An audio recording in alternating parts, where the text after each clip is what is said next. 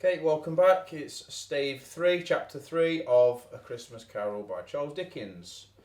Hopefully you're enjoying it so far. This is the longest of the 5 staves, so we're kind of reaching the peak of the mountain, if you like, and this is the tough one to get through in one go, but we're gonna try our best, and try and keep up, I suppose.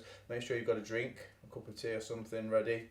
Of course, you've got the option of pressing pause as well, haven't you, on the internet, which we haven't got, have we? We're just going to crack on.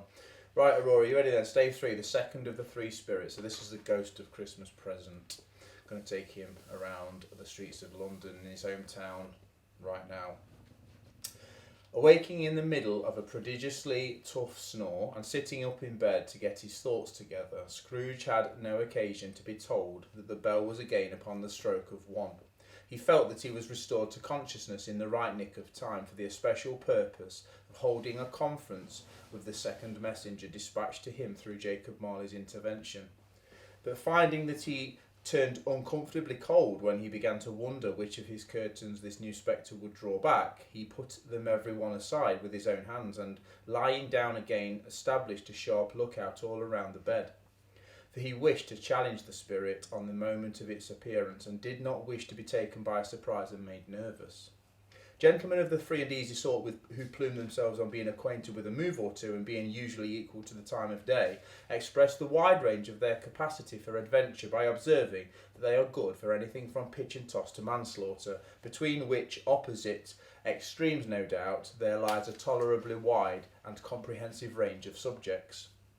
Without venturing for Scrooge quite as hardly as this, I don't mind calling on you to believe that he was ready for a good broad field of strange appearances, and that nothing between a baby and a rhinoceros would have astonished him very much. Now, being prepared for almost anything, he was not by any means prepared for nothing. And consequently, when the bell did strike 1 and no shape appeared, he was taken with a violent fit of trembling. 5 minutes, 10 minutes, a quarter of an hour went by and nothing came. All this time he lay upon his bed, the very core and centre of a blaze of ruddy light which streamed upon it when the clock proclaimed the hour, and which, being only light, was more alarming than a dozen ghosts, as he was powerless to make out what it meant, or would be at, and was sometimes apprehensive that he might be at that very moment an interesting case of spontaneous combustion, without having the consolation of knowing it. At last, however, he began to think as you or I would have thought at first, for it is always the person not in the predicament who knows what ought to have been done in it, and would unquestionably have done it too. At last, I say, he began to think that the source and secret of this ghostly light might be in the adjoining room, from whence on further tracing it, it seemed to be shining. This idea taking full possession of his mind, he got up softly, shuffled in his slippers to the door. The moment Scrooge's hand was on the lock, a strange voice called him by his name and bade him enter. He obeyed. It was his own room. There was no doubt about that, but it had undergone a surprising transformation. The walls and ceiling were so hung with living green that it looked a perfect grove, from every part of which bright gleaming berries glistened. The crisp leaves of holly, mistletoe and ivy reflected back the light as if so many little mirrors had been scattered there, and such a mighty blaze went roaring up the chimney as that dull petrification of a hearth had not known in Scrooge's time, or Marley's, or for many and many a winter season before it. Heaped up on the floor, to some form of a throne, were turkeys, geese, game, poultry, brawn, great joints of meat, sucking pigs, long wreaths of sausages, mince pies, plum puddings, barrels of oysters, red-hot chestnuts, cherry-cheeked apples, juicy oranges, luscious pears, immense 12th cakes, and seething bowls of punch that made the chamber dim with their delicious steam. In easy state upon this couch there sat a jolly giant, glorious to see, who bore a glowing torch in shape not unlike Plenty's horn, and held it up high to shed its light onto Scrooge as he came peeping around the door. "Come in!" exclaimed the ghost. "Come in and know me better, man." Scrooge entered timidly and hung his head before this spirit. He was not the dogged Scrooge he had been, and though the spirit's eyes were clear and kind, he did not like to meet them. "I am the ghost of Christmas present," said the spirit. "Look on me. Scrooge reverently did so, for it was clothed in one simple deep green robe or mantle bordered with white fur. This garment hung so loosely on the figure that its capacious breast was bare, as if disdaining to be warded or concealed by any artifice. Its feet, observable beneath the ample folds of the garment, were also bare, and on its head it wore no other covering than a holly wreath, set here and there with shining icicles. Its dark brown curls were long and free of as its genial face, its sparkling eye, its open hand, its cheery voice, unconstrained demeanour, and its joyful air. Girded around the middle was an antique scabbard, but no sword was in it, and the ancient sheath was eaten up with rust. You have never seen the like of me before, exclaimed the spirit. Never, Scrooge made an answer to it. Have never walked forth with the younger members of my family, meaning, for I am very young, my elder brothers born in these later years, Pursued the Phantom, yeah, so carried on talking. I don't think I have, said Scrooge. I am afraid I have not. Have you had many brothers, Spirit? More than 1,800, said the ghost. A tremendous family to provide for, muttered Scrooge. The ghost of Christmas present rose. Spirit, said Scrooge submissively, conduct me where you will. I went forth last night on compulsion, and I learned a lesson which is working now. Tonight, if you have aught to teach me, let me profit by it. Touch my robe. Scrooge did as he was told and held on to it fast. Holy mistletoe, red berries, ivy, turkeys, geese, game, poultry, brown meat, pigs, sausages, oysters, pies, puddings, fruit and punch all vanished instantly. So did the room, the fire, the ruddy glow, the hour of night, and they stood in the city streets on Christmas morning, where, for the weather was severe, very bad.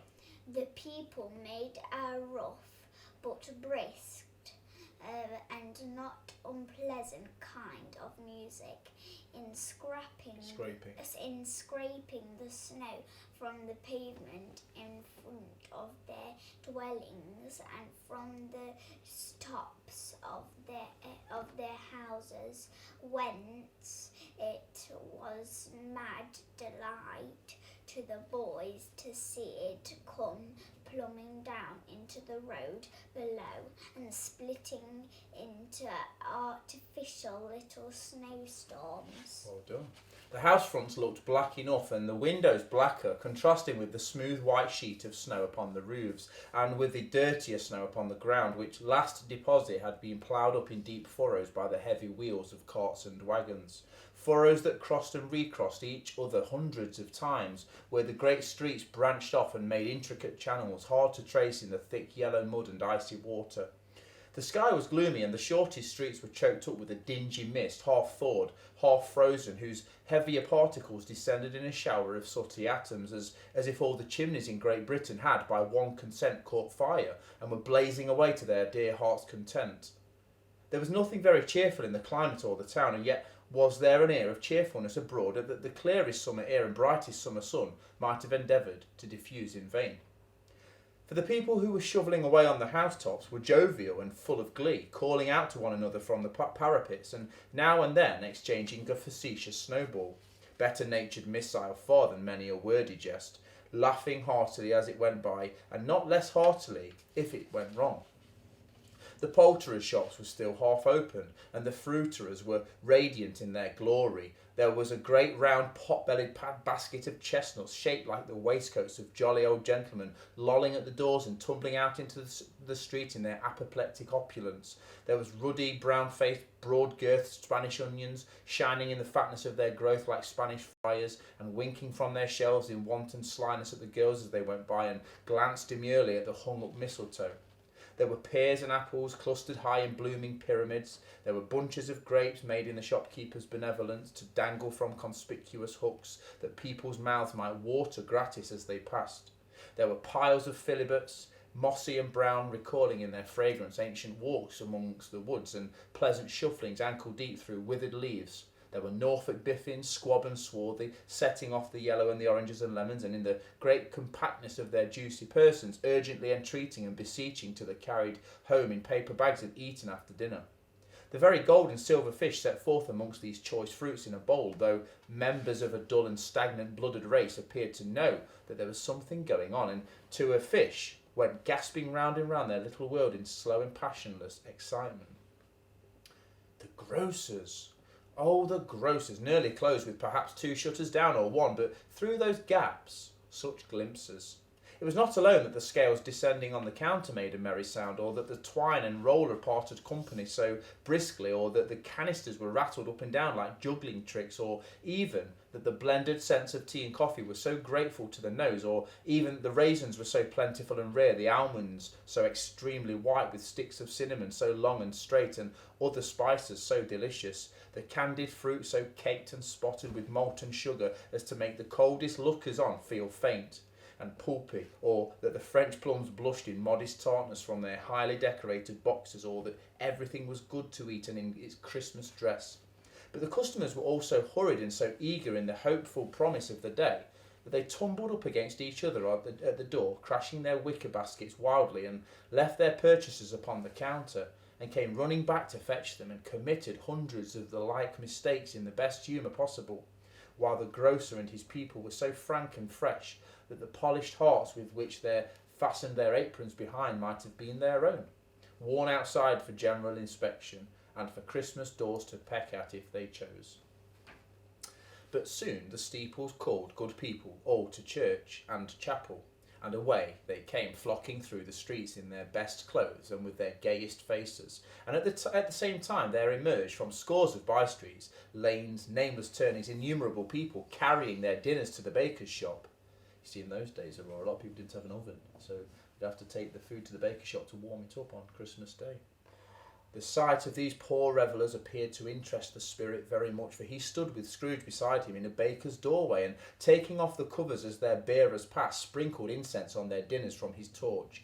And it was a very uncommon kind of torch, for once or twice when there were an angry word between some dinner carriers who had jostled each other out of the way, he shed a few drops of water onto them, and their good humour was restored directly. For they said it was a shame to quarrel upon Christmas Day, and so it was. God love it, so it was.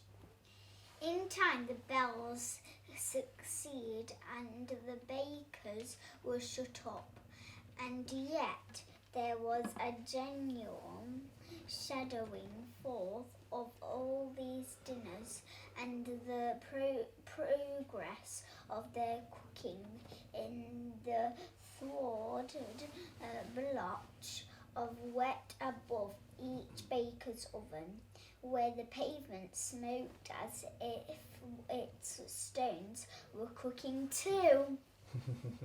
Is there a peculiar flavour in which you sprinkle from your torch? Asked Scrooge. There is. My own. It's got a secret recipe, you see. Would it apply to any kind of dinner on this day? Asked Scrooge. To any kindly given, to a poor one the most. Why to a poor one the most? Asked Scrooge.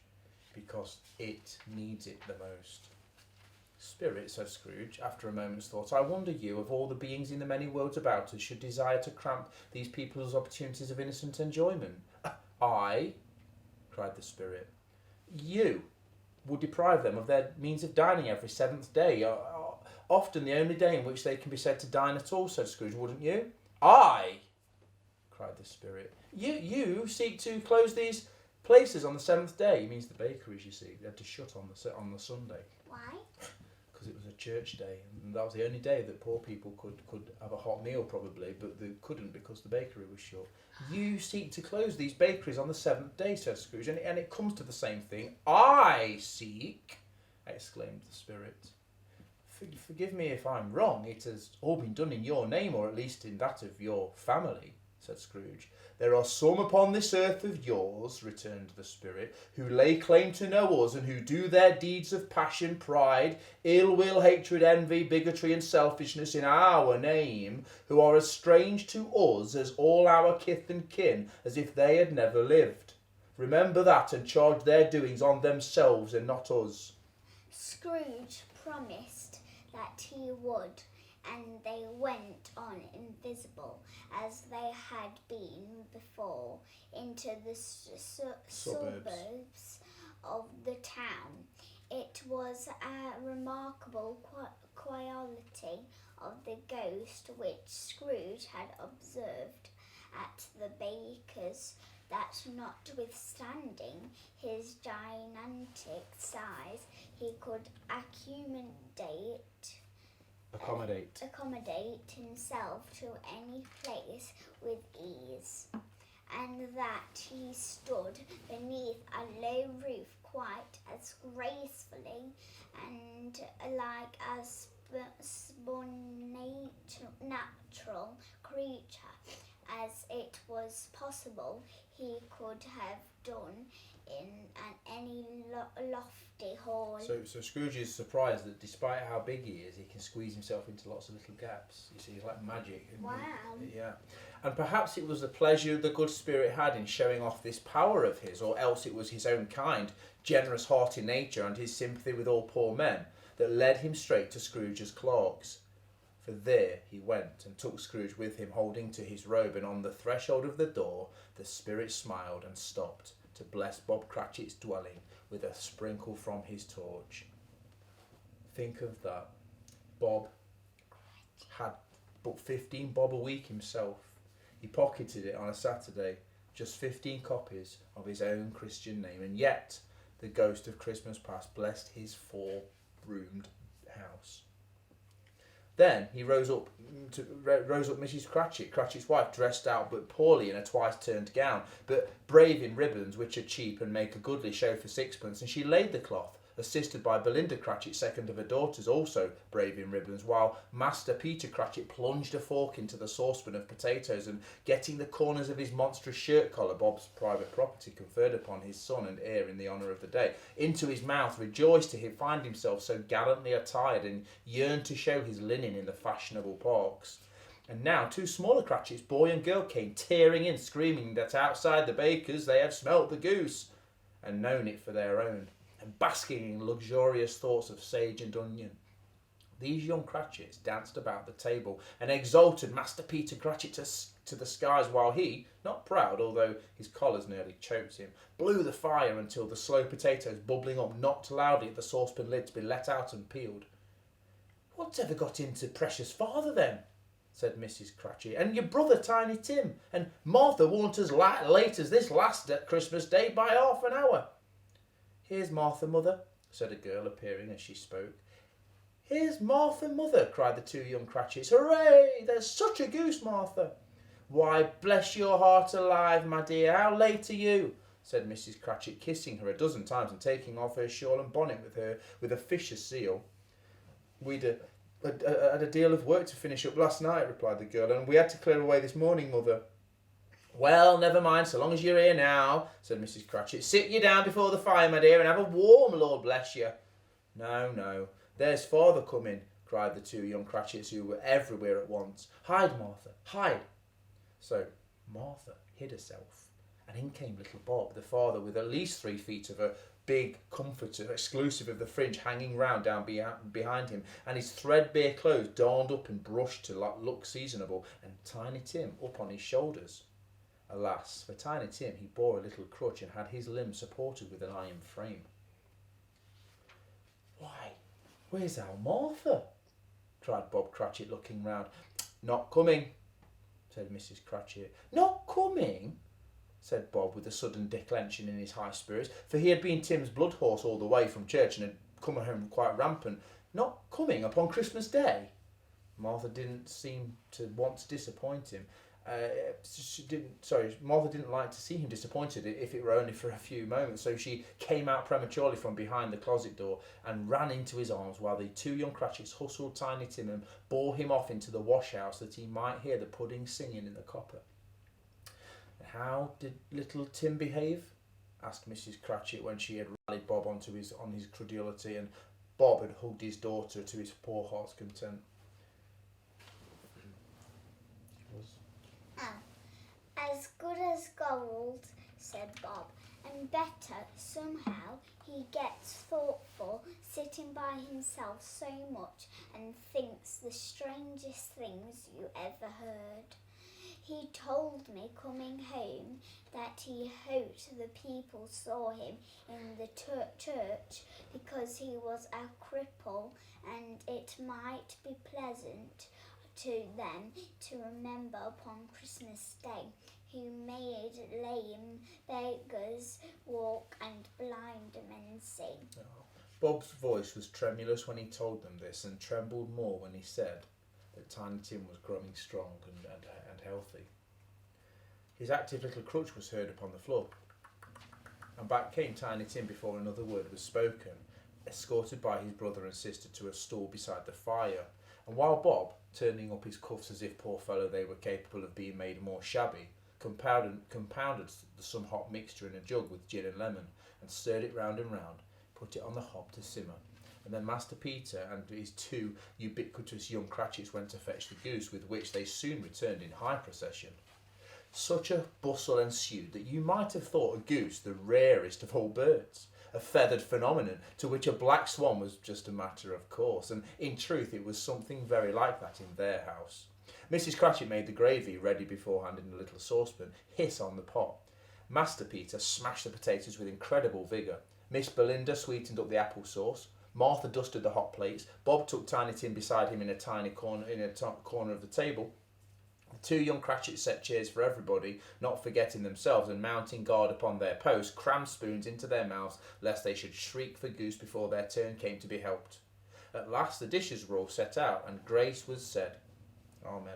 And it was succeeded by a breathless pause as Mrs. Cratchit looked slowly all along the carving knife, prepared to plunge it into the breast. But when she did, and when the long-expected gush of stuffing issued forth, one murmur of delight arose all around the board, and even Tiny Tim, excited by the two young Cratchits, beat on the table with the handle of his knife and feebly cried, "Hurrah!"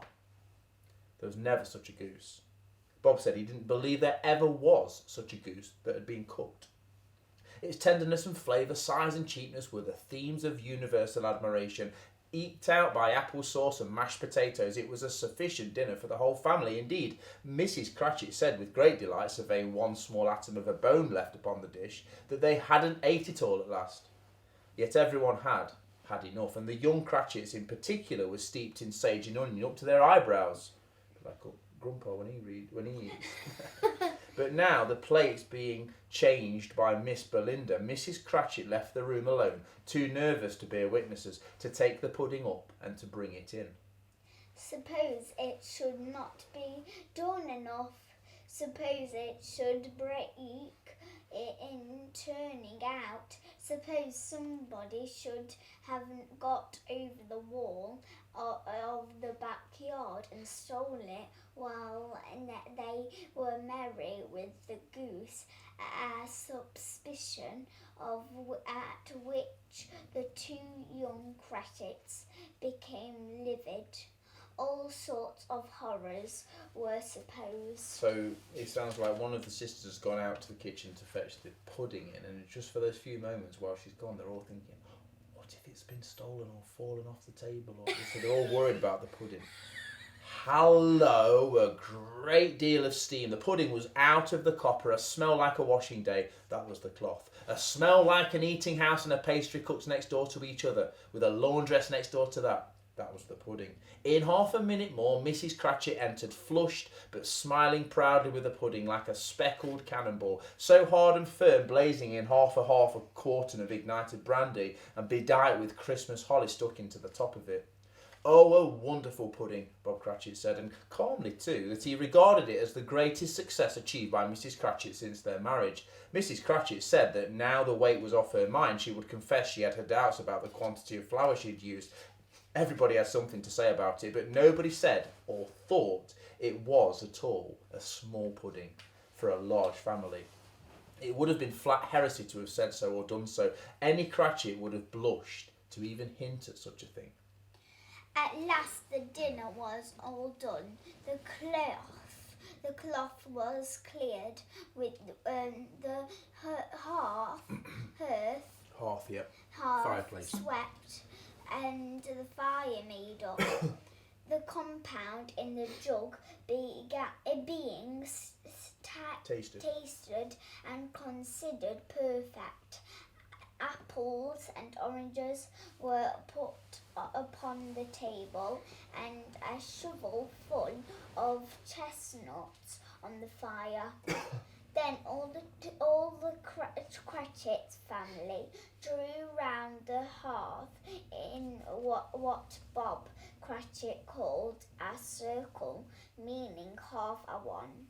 And at Bob Cratchit's elbow stood the family display of glass, 2 tumblers, and a custard cup without a handle. So they've not got proper glasses and things. They've just got an old custard cup and a few little Custard! Yeah. So it sounds like they've got the emergency plates and things out. Okay. These held the hot stuff though from the jug better, or as well as golden goblets would have done. And Bob served it out with a beaming look while the chestnuts on the fire sputtered and cracked noisily. Then Bob proposed, "A Merry Christmas to us all, my dears. God bless us," which the whole family re-echoed. "God bless us, everyone," said Tiny Tim last of all. He sat very close to his father's side upon her little stool. Bob held his withered little hand to his, and as if he loved the child and wished to keep him by his side, and dreaded that he might be taken from him. "Spirit," said Scrooge, with an interest he had never felt before, "tell me if Tiny Tim will live." "I see a vacant seat," replied the ghost, "in the poor chimney corner, and a crutch without an owner, carefully preserved. If these shadows remain unaltered by the future, the child will die." Is this the bit where Tiny Tim starts to get a little bit poorly? Well, that's what he's seen in the future, isn't it? A potential future. Well, the next day. No, said Scrooge. Oh, no, kind spirit, say he will be spared. "If these shadows remain unaltered by the future, none other of my race," returned the ghost, "will find him here.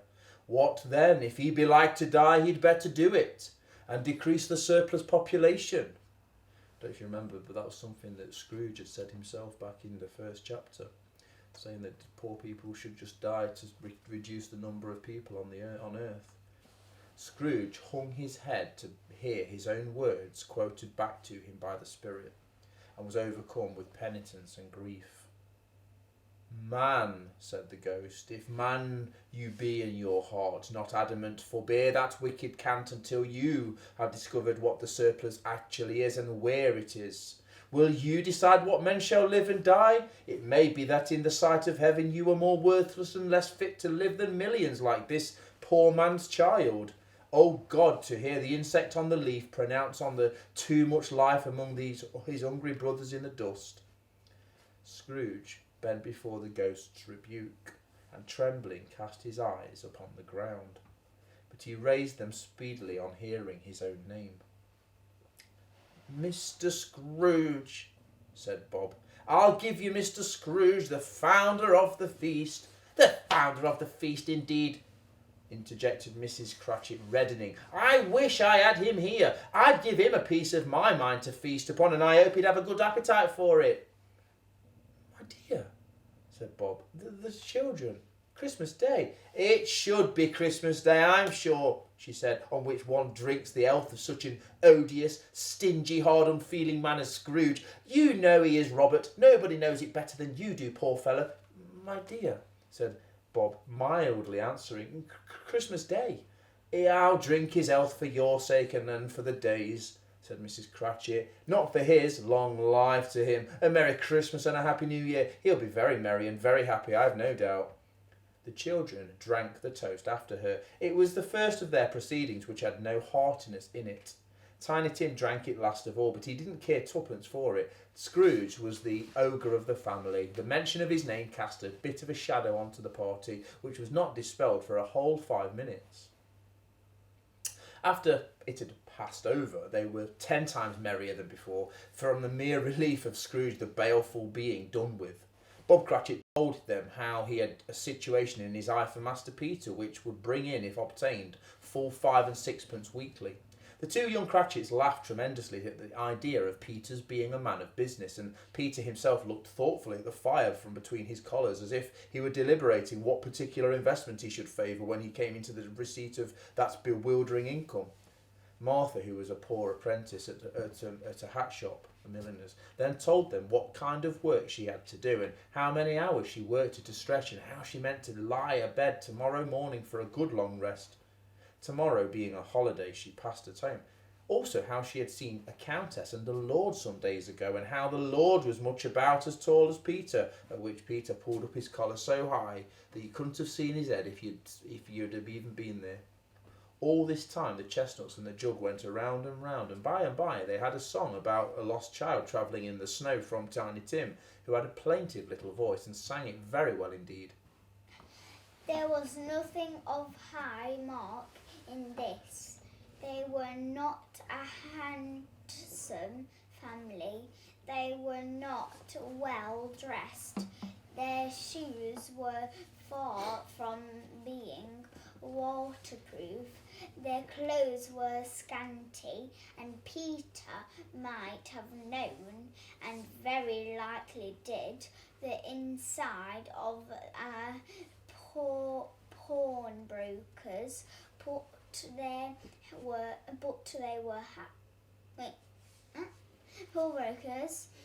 but they were happy, graceful, pleased with one another, and contented with the time.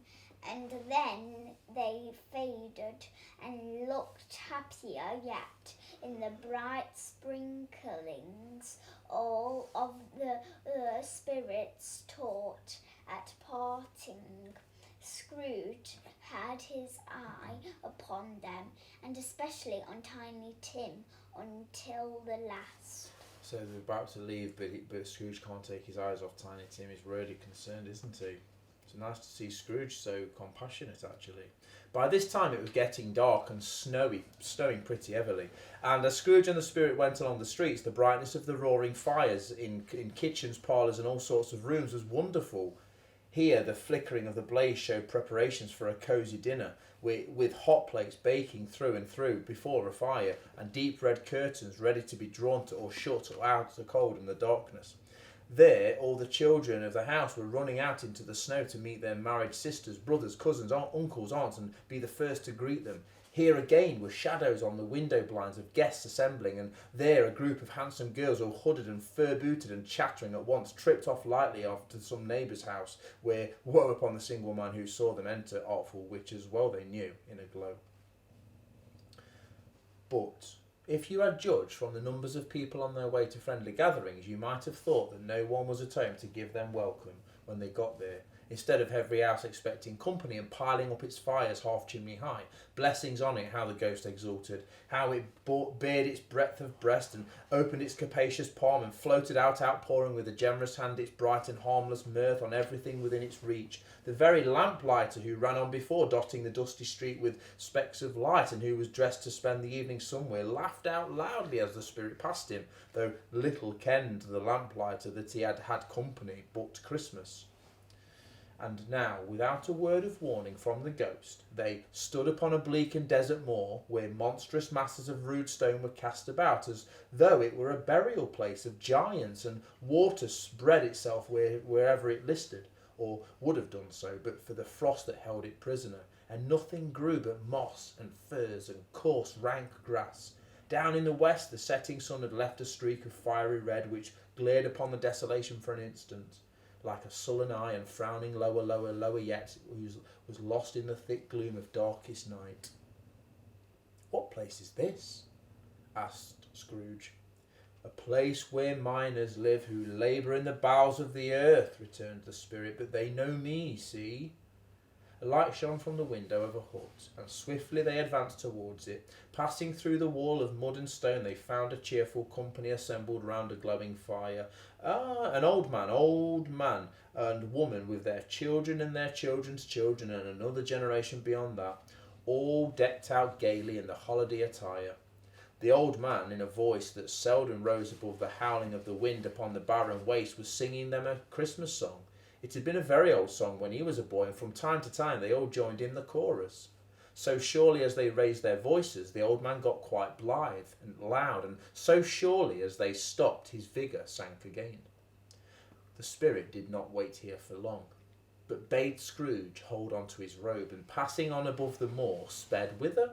Not to sea, to sea. To Scrooge's horror, looking back, he saw the last of the land, a frightful range of rocks behind them, and his ears were deafened by the thundering of the waves as it rolled and roared and raged among the dreadful caverns it had worn and fiercely tried to undermine the earth. Built upon a dismal reef of sunken rocks some league or two from the shore, on which the waters chafed and dashed the wild year through, there stood a solitary lighthouse. Great heaps of seaweed clung to its base, and storm birds borne on the wind, one might suppose, as seaweed on the water, rose and fell about it like the waves they skimmed. Even here, two men who watched the light had made a fire, that through the loophole in the thick stone wall shed out a ray of brightness on the awful sea. Joining their horny hands over the rough table at which they sat, they wished each other a Merry Christmas in their can of grog. And one of them, the elder two, with his face all damaged and scarred with hard weather, as the figurehead of an old ship might be, struck up a sturdy song that was like a gale in itself. Once more the ghost sped on, above the black and heaving sea, on, until being far away, as he told Scrooge, from any shore, they lighted onto a ship. They stood beside the helmsman at the wheel. They looked in the bow. The officers who had the watch, dark, ghostly figures in their several stations, but every man amongst them humming a Christmas tune, or had a Christmas thought, or spoke below his breath to his companions of some old bygone Christmas day, with homeward hopes belonging to it. And every man on board, waking or sleeping, good or bad, had a kinder word for one another on that day than on any other day of the year, and had shared to some extent in its festivities, and had remembered those he cared for at a distance, and had known that they delighted to remember him. It was a great surprise to Scrooge, while listening to the moaning of the wind and thinking what a solemn thing it was to move on through the lonely darkness over an unknown Abyss. abyss. Yeah, like a big hole in the ground. Whose depths were secrets as profound as death. It was a great surprise to Scrooge, while thus engaged, to hear a hearty laugh. To hear a hearty laugh.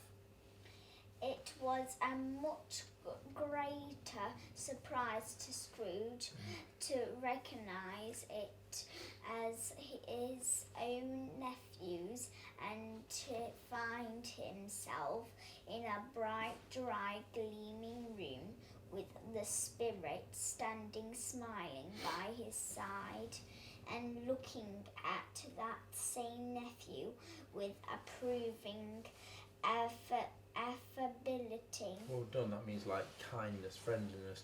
So Scrooge is scratching his head, wondering, why has the ghost shown me such weird places, like a lighthouse in the middle of the sea, and these like miners down in the middle of a coal mine, all enjoying Christmas Day and wishing each other Merry Christmas.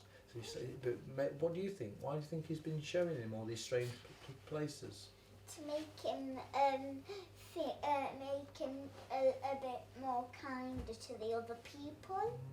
Well, yeah, I think he's showing him like everybody enjoys Christmas, and it's just showing him how unique he is in a bad way, isn't he? Because he doesn't enjoy it. Yeah. Even people who are in the middle of nowhere enjoying it, you see. But now he's going to go to Fred's house, his nephew. Do you remember Fred who invited him to Christmas dinner? Well, he said no. Well, he's going to go and have a look now at their house. Let's read this next bit. Ha ha! Laughed Scrooge's nephew. Ha ha ha! If you should happen by any unlikely chance to know a man more blessed in a laugh than Scrooge's nephew, all I can say is, I should like to know him too. Introduce me to him, and I'll cultivate his acquaintance. It's a fair, even-handed, noble adjustment of things that while there's an infection in disease and sorrow, there is nothing in the world so irresistibly contagious as laughter and good humour. When Scrooge's nephew laughed in this way, holding his sides, rolling his head and twisting his face into the most extravagant contortions, Scrooge's niece, by marriage, laughed as heartily as he, and their assembled friends, being not a bit behindhand, roared out lustily too. Ha ha ha ha ha ha! Probably better than that, eh? He said that Christmas was a humbug as I live, cried Scrooge's nephew. He believed it too. More shame on him, Fred, said Scrooge's niece indignantly. Bless those women, they never do anything by halves. They are always in earnest. She was very pretty, exceedingly pretty, with a dimpled, surprised-looking, capital face, a right little mouth that seemed made to be kissed, as no doubt it was, all kinds of good little dots about her chin that melted into one another when she laughed, and the sunniest pair of eyes you ever saw in any little creature's head. Altogether she was what you would have called provoking, you know, but satisfactory too. Oh, perfectly satisfactory. Okay, Dickens, calm down. He's a comical old fellow, said Scrooge's nephew. That's the truth, and not so pleasant as he might be. However, his offences carry their own punishment, and I have nothing to say against him. So he's saying, oh well, he's only got himself to blame, and you know, being cruel is his own punishment, really. Wait, that's his nephew. He should say that. Well, It's his choice. I'm sure he is very rich, Fred, hinted Scrooge's niece. At least you always tell me so. Well, what of it, my dear, said Scrooge's nephew. His wealth is no use to him. He doesn't do anything with it. He don't make himself comfortable with it. He hasn't the satisfaction of thinking, that he is ever going to benefit us with it. I have no patience with him, observed Scrooge's niece. Scrooge's niece's sisters and all the other ladies expressed the same opinion. Oh, well, I have, said Scrooge's nephew. I'm very sorry for him. I couldn't be angry with him if I tried. Who suffers by his ill will? Himself, always. Here he takes it into his head to dislike us, and he won't come in and dine with us. What's the consequence? He loses a nice dinner. Indeed, I think he loses a very, very good dinner, actually, interrupted Scrooge's niece. Everybody else had the same opinion, and they must be allowed to have some competent judges, because they had just had that dinner, and with the dessert upon the table, were clustered round the fire by the lamplight. Well, I'm very glad to hear it, said Scrooge's nephew, because I haven't any great faith in these young housekeepers. What do you say, Topper? Topper had clearly got his eye upon one of Scrooge's niece's sisters, for he answered that a bachelor was a wretched outcast who had no right to express an opinion on a subject, whereat Scrooge's niece's sister, the plump one with the lace tucker, not the one with the roses, blushed. Do go on, Fred, said Scrooge's niece, clapping her hands. He never finishes what he begins saying. He's such a ridiculous fellow. Scrooge's nephew revelled in another laugh, and as it was impossible to keep the affection off, though the plump sister tried hard to do it with the aromatic vinegar, his example was unanimously followed. So everybody laughed again. I was going to say, said Scrooge's nephew, that the consequence of his taking a dislike to us and not making merry with us is, well, I think that he loses some pleasant moments which, you know, could do him no harm. I'm sure he loses pleasanter companions than he can find in his own thoughts, either in his mouldy old office or his dusty chambers. To give him the same chance every year, whether he likes it or not, for I pity him. He might rail at Christmas till he dies, but he can't help thinking better of it. I defy him. If he finds me going there in good temper year after year and saying, Uncle Scrooge, how are you? If it only put him in the vein to leave his poor clerk £50, that's something, and I think I shook him yesterday. It was their turn to laugh now, at the notion of shaking Scrooge, but being thoroughly good-natured and not much caring what they laughed at, so that they laughed at any rate, he encouraged them in their merriment and passed the bottle round joyously. After tea they had some music, for they were a musical family and knew that they were what they were about when they sung a glee or a catch, I can assure you, especially Topper, who could growl away in the bass like a good one and never swell the large veins in his forehead or get red in the face over it. Scrooge's niece played well upon the harp and played amongst other tunes a simple little air, a mere nothing you might learn to whistle it in a few minutes, which had been familiar to the child who fetched Scrooge from the boarding school, as he had been reminded by the ghost of Christmas past.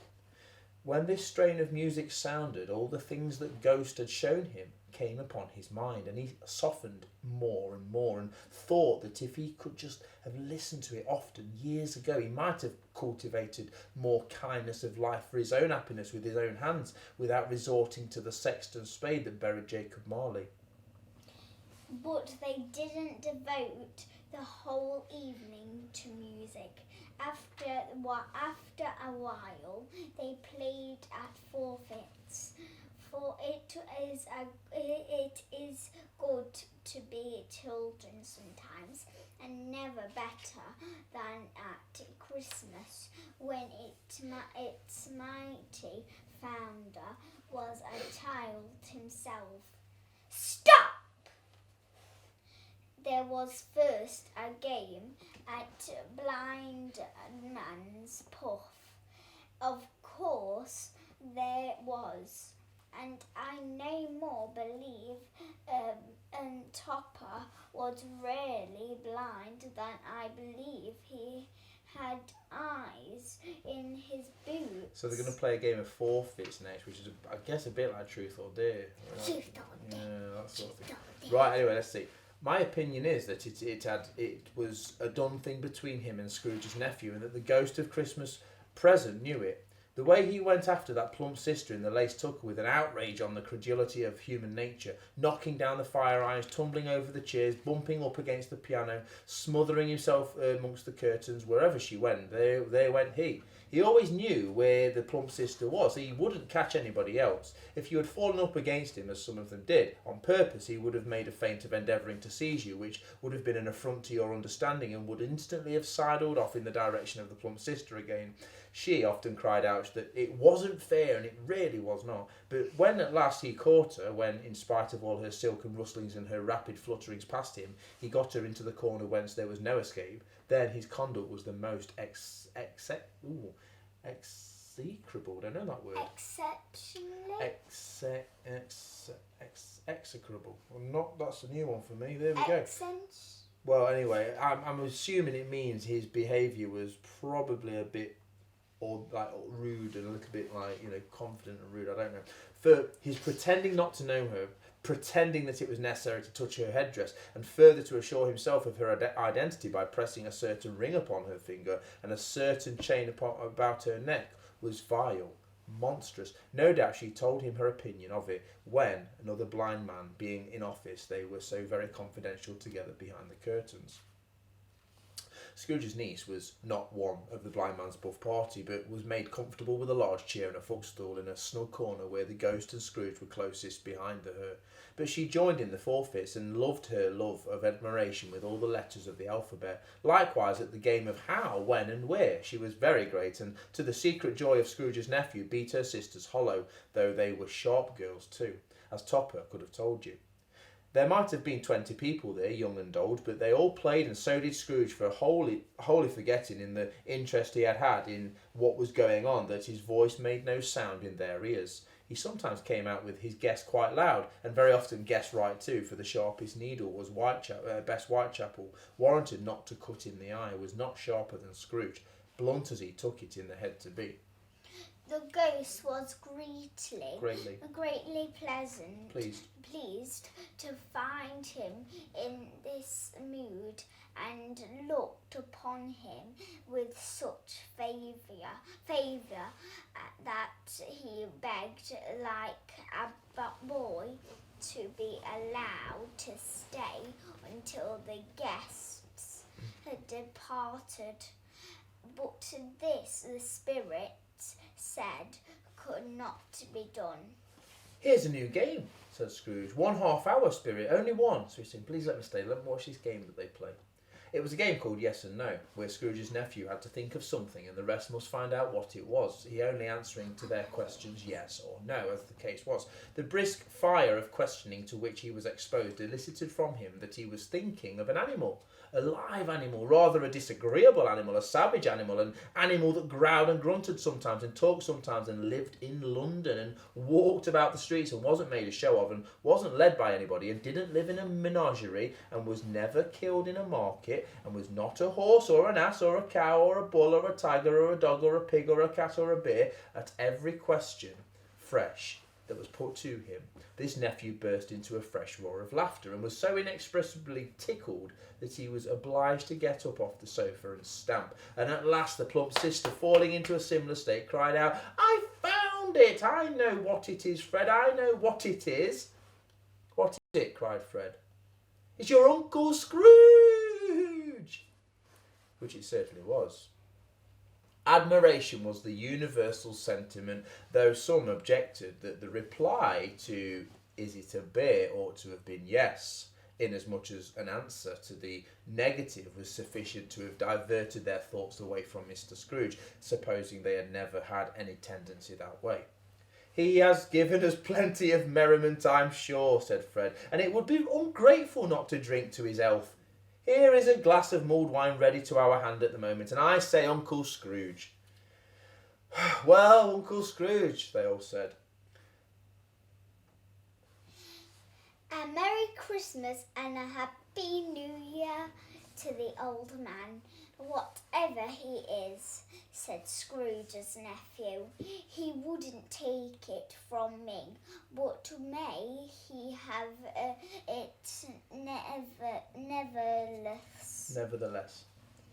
Uncle Scrooge!" Uncle Scrooge had imperceptibly become so gay and light of heart that he would have pledged the unconscious company in return and thanked them in an inaudible speech if the ghost had given him time. But the whole scene passed away before him in the breath of the last word spoken by the nephew, and he and the spirit were again upon their travels. Much they saw, and far they went, and many homes they visited, but always with a happy ending. The spirit stood beside sick beds, and they were cheerful. Foreign lands, and they were close at home. Struggling men, and they were patient in their great hope of by poverty, and it was rich again. In almshouses, hospitals, jails, in misery every refuge, and where vain man in his little brief authority had not made fast the door and barred the spirit out, he left his blessing and taught Scrooge his precepts. So again he's showing him all the poor people who are enjoying Christmas, you see. Poor and unfortunate people. It was a long night, if it were only a night, but Scrooge had had his doubts about this because the Christmas holidays appeared to be condensed into the space of time they passed together. It was strange too that while Scrooge remained unaltered in his outward form, the ghost grew older, clearly older. Scrooge had observed this change, but never spoke of it until they left the children's 12th night party, when, looking at the spirit as they stood together in an open place, he noticed that its hair had gone grey. "Are spirits' lives too short?" asked Scrooge. "My life upon this globe is very brief," replied the ghost. "It ends tonight." "Tonight!" cried Scrooge. "Night at midnight. Hark, the time is drawing near. Rung!" The chimes were ringing the 11:03 at that moment. "Forgive me if I am not justified in what I ask," said Scrooge, looking intently at the spirit's robe. "But I see something strange and not belonging to yourself Protruding means sticking out. protruding from your skirts. Is it a foot or a claw?" "It might be a claw from the flesh that's upon it," was the spirit's sorrowful reply. "Look here." From the foldings of its robe it brought two children, wretched, abject, frightful, hideous, miserable. They knelt down at its feet and clung upon the outside of its garment. "Oh man, look here! Look! Look down here!" exclaimed the ghost. They were a boy and a girl, yellow, meagre, ragged, scowling, wolfish, but prostrate, too, in their humility. That means they're lying really low. Humility. Yeah, like they're lying low, like they're praying or something. Where graceful youth should have filled their features out and touched them with its freshest tints, a stale and shrivelled hand like that of old age had pinched and twisted them and pulled them into shreds. Where angels might have sat enthroned, devils lurked and glared out menacingly. No change, no degradation, no perversion of humanity in any grade through all the mysteries of wonderful creation has monsters half so horrible and so dread. Scrooge jumped back, appalled. Having them shown to him in this way, he tried to say that they were fine children, but the words choked themselves in his mouth rather than be party to such a lie and of an enormous magnitude as this. Spirit, are they yours? Scrooge could say no more. They are man's, said the spirit, looking down upon them, and they cling to me, appealing from their fathers. This boy is ignorance, this girl is want. Beware of them both and all of their degree, but most of all, beware this boy, for on his brow I see that it is written, doom, unless the writing be erased. Deny it, cried the spirit, stretching out his hand towards the city. Slander those who tell it, ye admit it for a factious purpose, and make it worse, and then bide the end. Have they no refuge or resource? Cried Scrooge. Are there no prisons? Said the spirit, turning on him for the last time with his own words again. Are there no workhouses? The bong, the bell struck 12. Scrooge looked about him for the ghost and saw it not. As the last stroke ceased to vibrate, he remembered the prediction of old Jacob Marley, and lifting up his eyes, beheld a solemn phantom draped and hooded coming like a mist along the ground towards him. He already can see the ghost of Christmas yet to come coming towards him like a phantom. So that's a bit of a cliffhanger ending to Stave 3, isn't it? I know, Stave 4. Right, well that was the longest of them all, guys. So well done for sticking with it. If indeed you'd managed all that in one go, very very well done. Aurora, fist bump because you managed it in one go. Excellent. So what's your favourite part of Stave 3? I don't know. Long one, wasn't it today? I think I like the bit where he goes to Bob Marley. Bob Cratchit. Go on, tell us why you like the Bob Cratchit scene. Why do you like the Bob Cratchit scene? Because Bob Cratchit, for the feast, he made Scrooge, Like toasted him, yeah. Founder of the feast, and his wife was not happy, was she? Founder of the feast indeed, I'll give you a piece of my mind to feast upon, she says. She's really not happy. She thinks, you see, that Bob Cratchit is mistreated by Scrooge at work, saying, why would we want to toast to him? But Bob's saying, well look, he does pay our bills, he pays my wages, and that's what pays for this house. So he's saying we have to be nice, it's Christmas. So it's a bit of a tricky one, isn't it?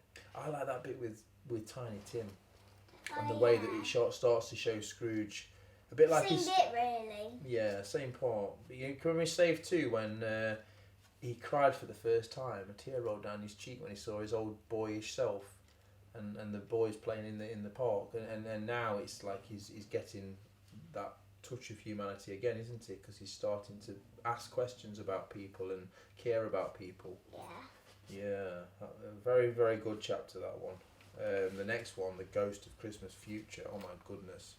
So guys, thank you once again, and join us next time for Stave 4 of 5. Almost there. Okay, the scary one next. Oh my gosh, I've already done that much. Oof. Okay, you can switch it off now. Yeah. Cool, well done, Aurora. Which one's the button?